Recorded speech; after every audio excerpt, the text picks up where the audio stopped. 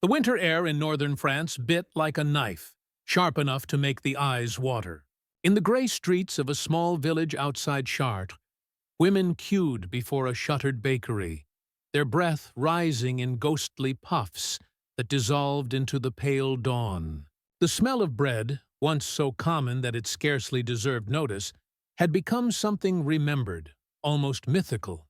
What lingered now was not the fragrance of fresh loaves, but the acrid ghost of burned crusts, remnants of the Germans' latest requisition. A child, no older than 7, pressed his nose against the frosted window, searching for something that was not there. His mother gently tugged him back, her hollow face set in the mask of patience that hunger forces upon the desperate. The Germans had not simply conquered France with tanks and rifles. They had occupied her stomach. Within months of June 1940, nearly 80% of the nation's food production was redirected to the Reich. Trains laden with wheat, meat, and milk left for Germany, while those who had grown them stood in lines clutching ration cards that promised far more than they could ever redeem. Bread became gray, cut with fillers of chestnut flour or even powdered straw. Coffee was roasted acorns. Sugar was a dream. The official ration for an adult allowed barely enough calories to survive, and black markets thrived, though only those with money or favors could reach them. For the poor, for the widows, for the children, there was only waiting. Suzanne, 30 years old and already aged by worry, stood in that line every morning with her 2 children. Her husband, a railway worker, had vanished into a German camp months before, punished for suspected resistance activity. She had learned not to speak of him, not to ask questions, not to hope for answers. Her world narrowed to the daily quest for bread, a battle as relentless as any fought with guns. Her daughter, Claire, 5 years old, clung to her skirts. Thin as a reed, with hair that had once curled in sunlight, the girl now carried the pale, waxy look of chronic hunger. Her brother, Jean, older by 2 years, carried the haunted silence of children who have seen their mothers cry too often. The baker opened the door at last, not with the flourish of a merchant, but with the weariness of a man rationing despair. Inside were loaves so small they looked like parodies of bread, rough-hewn bricks that smelled faintly of sawdust. The women shuffled forward, coins and ration cards clutched in trembling hands.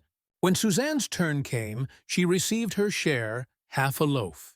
She thanked the man as if he had given her a feast, then wrapped it in cloth and pressed it against her chest. Her children stared at the bundle, eyes wide. She did not let them eat it there. She never did. Bread was for home, for the ritual of slicing, for the illusion of choice in a life with none. That night, by the light of a single candle stub, Suzanne cut the bread into 3 equal portions. The children chewed slowly, their jaws working at the dense, bitter crumb. She pretended to eat her share, but slipped half of it back to her daughter's plate. Hunger had taught her the trick of smiling with an empty mouth, of drinking water to quiet the growl inside. Claire, too young to notice, devoured the gift. Jean noticed, though, and his eyes, wide and solemn, filled with something between gratitude and guilt. It was not the look a mother wanted from her son, but war allowed no other. Across France, this scene played out in thousands of homes. The ration lines, the hushed silence at dinner tables, the endless substitutions and improvisations. French families boiled nettles into soups, bartered heirloom rings for a few ounces of butter, or risked prison to buy contraband meat. Children grew stunted. Doctors recorded rising cases of rickets, tuberculosis, anemia. Diaries whispered of women fainting at work, of men stealing from their own barns to feed their households. And above it all, German requisition trucks rolled past, their tarpaulins hiding food destined for Berlin. The contrast was unbearable. Abundance moving under armed guard, while civilians scraped plates clean of crumbs. The occupation was not only a matter of territory, but of morale. Hunger sapped dignity as surely as it drained strength. A nation that had once prided itself on cuisine, on cafes alive with laughter, on markets overflowing with color, was reduced to gray monotony. The Germans knew this. Control the stomach, and you control the spirit. Yet beneath the surface, the French spirit simmered. In whispers, neighbors spoke of the resistance, of men and women risking everything to sabotage trains or print clandestine newspapers. But for most, rebellion was reduced to the small defiance of feeding one's children by any means necessary. Suzanne's defiance was modest, but real. Once, she traded her last good pair of shoes for a sack of potatoes smuggled from a nearby farm. Another time, she hid a chicken in the cellar, feeding it scraps until it was large enough to slaughter. Each act was fraught with danger. German patrols punished black market dealings with prison, sometimes worse. But hunger outweighed fear. Better to risk the gendarmes than to watch your child starve, she confided to a neighbor. It was a truth shared by countless mothers. And yet, even as she scraped by, Suzanne sensed a change in the air by 1944. Rumors traveled faster than trains. Allied landings, victories, advances. The thunder of distant artillery sometimes echoed across the fields, a sound both terrifying and thrilling. Soldiers in gray grew more nervous, their boots no longer so sure on cobblestones. Still, the food situation worsened. Retreating armies requisitioned even more, squeezing the last drops from a land already bled dry. Suzanne could feel despair sharpening, as if the hunger that gnawed at her stomach was also gnawing at her hope. One evening, after an especially fruitless day of foraging, she sat with her children in their unheated room. Claire slept fitfully, whimpering in her dreams. Jean pressed close, whispering, "Mama, when will we eat real bread again?" "The kind that smells good?" Suzanne swallowed hard, her throat dry, her answer lodged like a stone. She kissed his forehead instead. Words were too fragile to bear the weight of such questions. And then came a morning unlike the others. The queue had formed as usual outside the bakery, women shifting from foot to foot in the cold. But before the door opened, a new sound rose, a low rumble, distant at first, then swelling, filling the air with vibration. Not the clatter of German trucks, which the villagers knew too well. This was deeper, steadier, a growl that spoke of power. Heads turned toward the road. Dust clouds swirled against the horizon.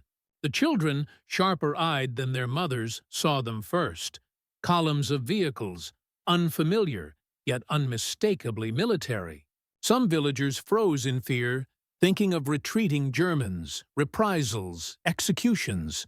But then came the glint of stars painted on the steel, the unmistakable olive-drab hulks of Allied convoys, and above the engines, a sound few in that village had heard in years.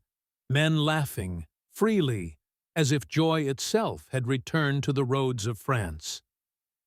Suzanne clutched her children's hands, her heart hammered not with fear, but with something she scarcely recognized anymore, an ache of possibility. She could smell it already, carried faintly on the breeze, not sawdust bread or acorn coffee, but the rich, heavy aroma of meat being cooked somewhere in those convoys. It might have been her imagination, sharpened by years of deprivation, or it might have been real. Either way, it was enough to draw tears to her eyes. Hunger had been her captor, her constant companion. Now, on that road, something new was coming, and with it, perhaps, the first taste of freedom.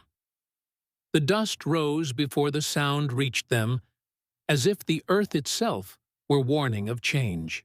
Then came the unmistakable thunder of engines, steady and insistent, echoing off the ruined stone walls of the village. Children were the first to run to the roadside, their bare feet kicking up gravel, their voices rising in shrill excitement.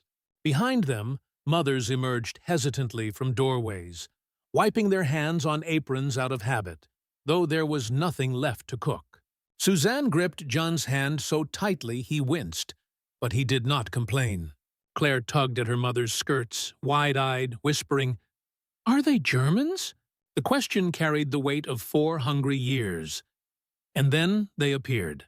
Olive-drab trucks, jeeps, and half-tracks rolled into view, their sides painted with white stars that caught the morning light. The men inside wore uniforms unfamiliar to the villagers. Broad helmets, loose jackets, boots muddied by long roads. They waved as they passed, laughing, some tossing cigarettes or sticks of gum to the children who ran beside the convoy. One soldier leaned from his jeep and handed a chocolate bar to a boy no older than John. The child tore the wrapper open with a ferocity born of starvation and let the sweet melt in his mouth without chewing. He closed his eyes as if he had been kissed by God.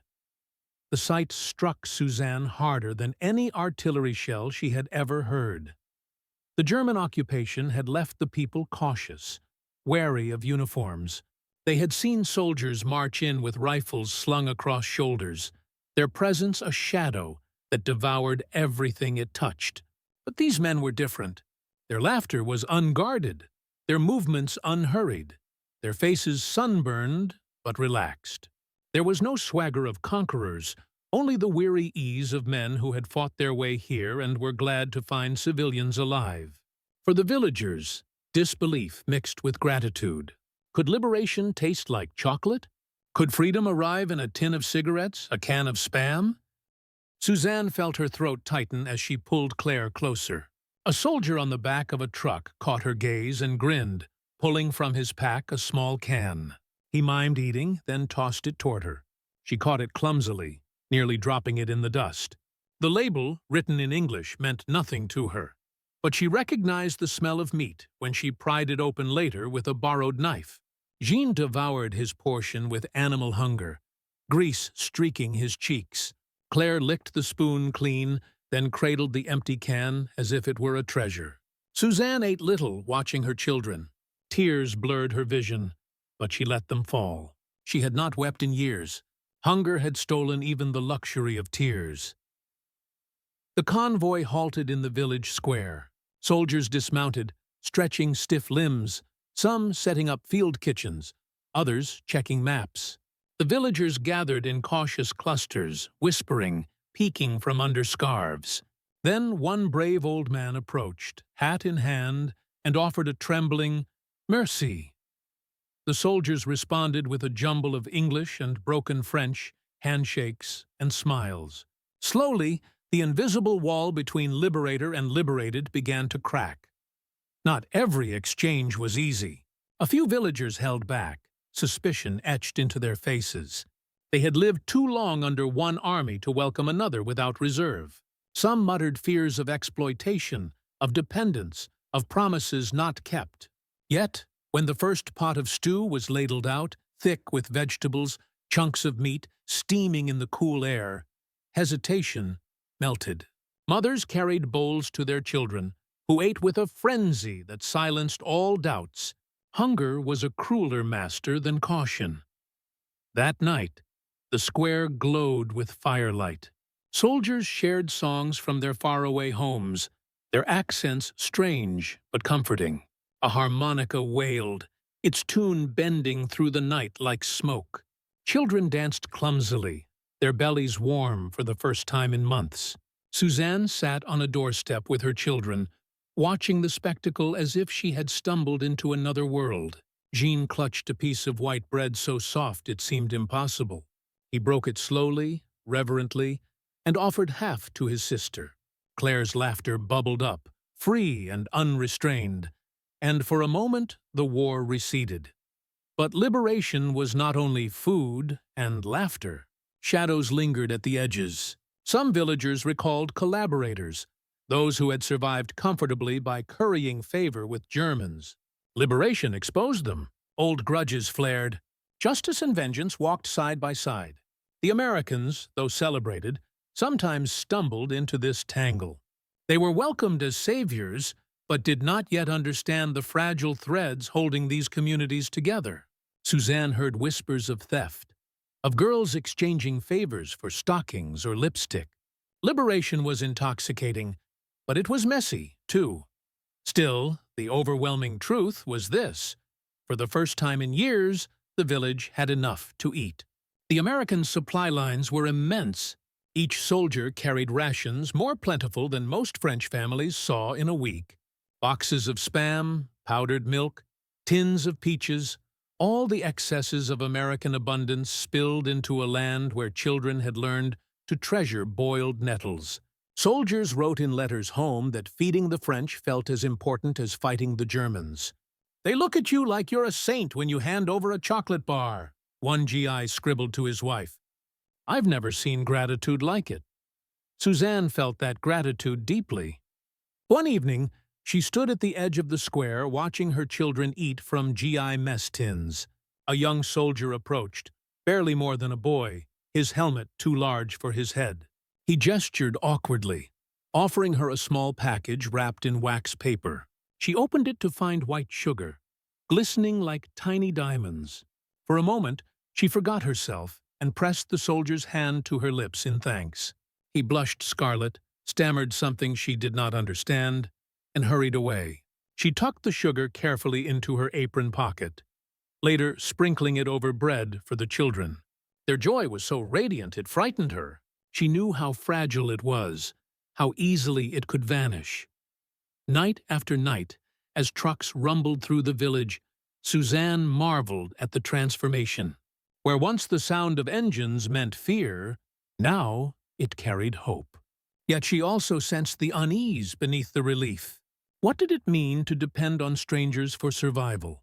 What kind of freedom was it, if it arrived packaged in tin cans and wrapped in cellophane? She could not shake the worry that kindness might be fleeting, that hunger might return once the convoys moved on. Liberation was a miracle, but it was not yet security. On the morning of the third day, John tugged at her sleeve, pointing to the horizon. More trucks were coming, longer convoys than before, filled with supplies. The Red Ball Express, though she did not know its name, was roaring into history. The road vibrated under the weight of abundance. Crates of food, fuel, ammunition, all destined to push the war eastward. For the children, it meant something simpler. It meant breakfast. Suzanne stood with Claire balanced on her hip, Jean at her side. She watched as the first truck stopped in the square, soldiers leaping down to unload sacks of flour. The air filled with the unmistakable scent of yeast. As a field bakery began to rise, ovens assembled with military precision. Within hours, loaves of real bread emerged, white, soft, steaming. The villagers crowded close, unbelieving. Soldiers passed the bread out freely, laughing at the stunned expressions. Jean bit into his slice and gasped, eyes wide. Claire's small hands clutched her piece as if it might disappear. Suzanne took hers last, holding it against her face, inhaling deeply. The smell alone was enough to undo her. Tears came again, hot and unashamed, running down cheeks that had forgotten their salt. She knew she would never forget this day, nor the sight of her children with crumbs on their lips, nor the way strangers in foreign uniforms had given back what war had stolen. For a moment, she allowed herself to believe that life could return, that laughter could echo again in kitchens where silence had reigned. But as night fell, a whisper moved among the villagers, carried on cautious lips. The Germans had not yet disappeared entirely. Somewhere beyond the hedgerows, retreating units lurked, bitter and dangerous. Liberation was here, yes, but so was war. The Americans had brought bread and hope, but also the shadow of new battles. Suzanne gathered her children close, listening to the hum of engines in the dark, wondering what tomorrow would bring. The smell carried farther than the eye could see. Thick, savory, unmistakable. It wound its way down narrow streets and across hedgerows, a perfume of meat and onions simmering in giant cauldrons. To the children of France, it was as startling as a trumpet blast. They gathered at the edges of American camps, drawn by the clang of ladles against steel pots, by the sight of steam curling into the sky. Hunger had trained them to move silently, like cats, but their eyes betrayed them. Wide, luminous, fixed on the miracle unfolding over open fires. American field kitchens were not designed to astonish. They were utilitarian, efficient, built to feed thousands of men moving ever eastward. But to civilians who had not seen abundance in years, they looked like feasts from legend. Soldiers in olive uniforms stirred vats of stew with spoons the size of shovels. Crates stamped U.S. Army yielded bread, flour, powdered eggs, coffee. The clang of tin lids opening was music in itself. And for children like Jean and Claire, watching from the road with stomachs knotted by years of deprivation, it was almost unbearable. Suzanne kept them close, reluctant to beg, yet unable to turn away. She had lived long enough under occupation to know the cost of humiliation. But the Americans seemed different from other armies. They laughed easily, some joking with the children despite the language barrier. One soldier crouched, holding out a chunk of bread as if offering it to a skittish bird. Claire edged forward, glancing at her mother for permission. Suzanne hesitated, then nodded. The girl took the bread with both hands, biting into it with a gasp that made the soldier chuckle softly. For him, it was nothing more than surplus. For her, it was the return of sweetness to the world. Letters home from GIs revealed how much these small encounters mattered. "The French kids swarm us like bees," one soldier wrote. "You give them a piece of bread or candy, and they look at you like you just handed them heaven. Makes you forget how tired you are," another admitted. "Sometimes I think the chow line here does more for morale than all the bullets we fire." The irony was not lost on the men. They carried rifles, but it was their rations that won hearts. The contrast with the Germans was stark. Where the occupiers had seized, the Americans gave. Where silence and fear had ruled, laughter now spilled freely. And yet, Suzanne noticed, the giving was not always uniform. Some soldiers shared generously. Others hoarded their rations. A few treated children with gentle warmth, while others grew impatient, shooing them away. Liberation was no single shade. It was a spectrum, sometimes noble, sometimes flawed. But in the stew smoke rising over the camp, she sensed something larger, a spirit of plenty that the Germans could never match. She herself tasted it one evening when a soldier thrust into her hands a dented mess tin brimming with stew. She ate slowly, letting each mouthful linger, her senses alive with flavors she had nearly forgotten. The fat of beef, the sweetness of carrots, the simple comfort of salt. It was almost too much to bear. For a moment, she worried her stomach, so long starved, might rebel. But it held. When she finished, she found herself trembling, not from weakness, but from the flood of memory. Meals at her mother's table, laughter in kitchens now gone. Food did not only fill the body, it resurrected the past. The Red Ball Express carried this abundance deeper into France. Day and night, convoys of trucks roared along dusty roads, carrying fuel, ammunition, and above all, food. Soldiers called it the lifeline to victory. Civilians saw only the byproduct: sacks of flour spilling into bakeries, cans of milk distributed to children, leftovers doled out with little ceremony. The abundance was overwhelming. Some French families wept when handed entire loaves of bread, convinced it was a mistake. Children treasured even empty wrappers, trading them like relics. John once tucked a gum wrapper into his pocket and refused to let it go. "It smells sweet," he whispered, holding it to his nose as if it were a flower. Suzanne wanted to scold him, but the tenderness in his voice silenced her. Hunger had made him a connoisseur of absence. Even the ghost of sugar was treasure enough. For the soldiers, these acts of sharing became a quiet kind of duty. "We're fighting two wars," one lieutenant observed, "one against the Germans and one against hunger. The second may matter more in the long run." His words rang true. Every chocolate bar, every ladle of stew, every slice of bread handed over became a bridge. It was not strategy in the conventional sense, but it was strategy nonetheless. Still, abundance carried shadows. Black markets flourished, this time fed by American goods. Villagers who once cursed collaborators now bartered for cans of Spam or cigarettes. Suzanne noticed some women whispering about stockings, lipstick, favors exchanged in alleys. Liberation, like hunger, tested morality in ways few could judge cleanly.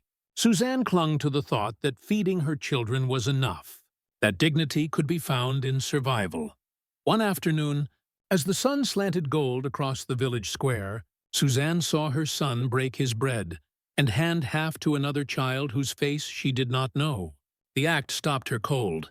Jean had once hidden food, guarded crumbs like coins. Now, with a belly fuller than it had been in years, he was learning generosity. She felt pride swell in her chest, tempered by the realization that war had stolen his childhood and given him responsibility too soon. Still, in that moment, she glimpsed the resilience that abundance could cultivate. The Americans noticed it too. "You can see the change in their eyes," a corporal remarked to his comrade. "First they're hollow, like they don't believe the food is real. Then they start smiling. Makes you feel like this war's worth it." Soldiers hardened by combat found themselves softened by these encounters, reminded of the families they had left behind. Some wrote that giving away food did more for their own morale than for the French. War demanded so much destruction. Here, at least, was creation, and yet Suzanne could not ignore the question that gnawed at her in quiet moments. What would happen when the convoys moved on? The Americans could not stay forever. Would the bread ovens cool, the stew pots vanish, leaving the village once more in scarcity? Liberation was not permanent abundance. It was a window, fragile and uncertain. Hope and fear mingled in her heart, as inseparable as salt in broth. One evening, she sat with Claire on her lap, listening to distant engines. The child, warm from food, slept with a smile on her lips. Suzanne stroked her hair, whispering a lullaby she had not sung in years. Her own stomach was full, her body no longer trembling with hunger. And yet she felt the old ache inside. Not physical now, but emotional. A hunger for permanence. She longed for a day when bread was ordinary again, when stew was not a miracle, but a meal. The soldiers kept feeding them day after day, and the gratitude remained fierce. Still, under the surface, a realization stirred. Food was not only sustenance, it was power. Whoever held the bread held the future.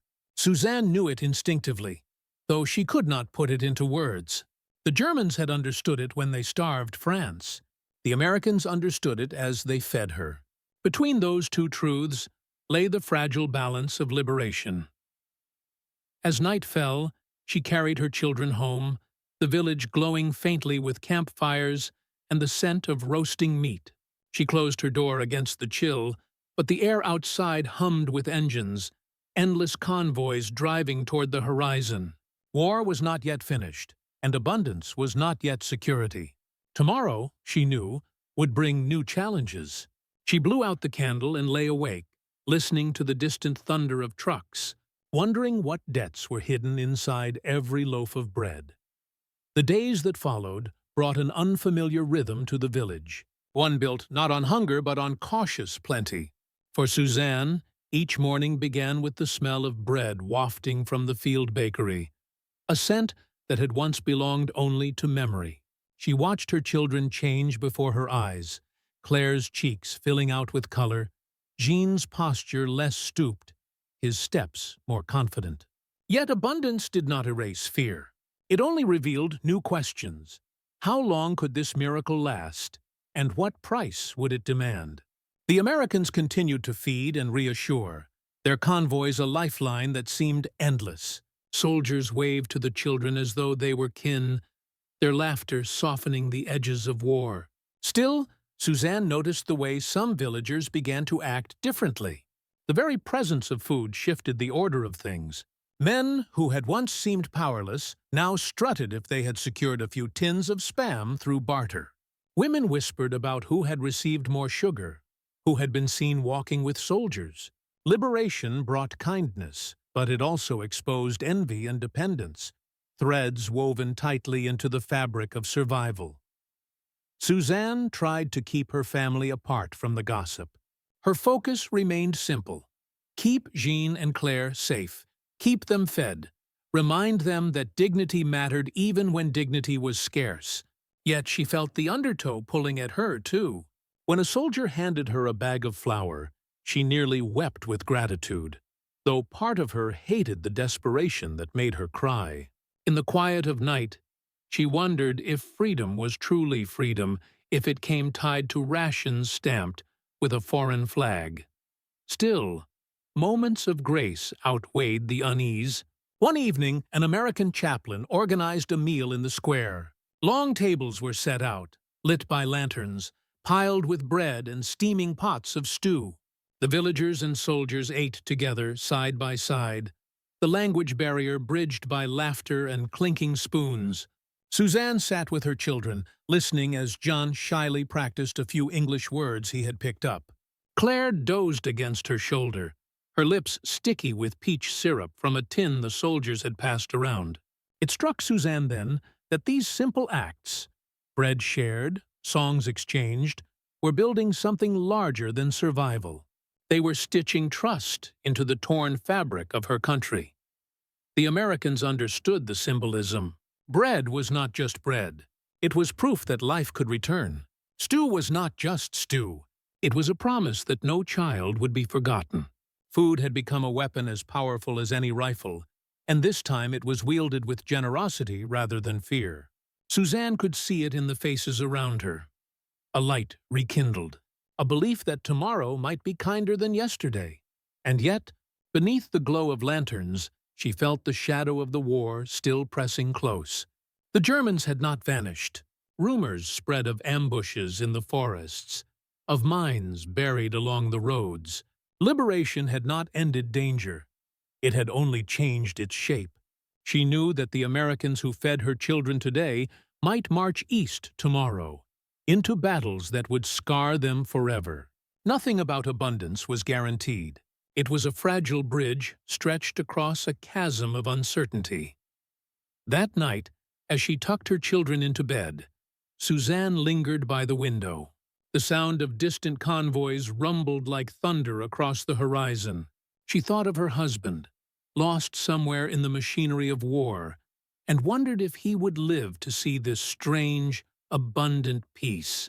She thought of her children's laughter, restored for now, and prayed it would last.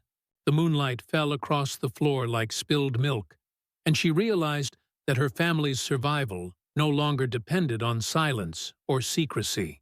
It depended on connection, on the fragile bond between strangers who had chosen to share.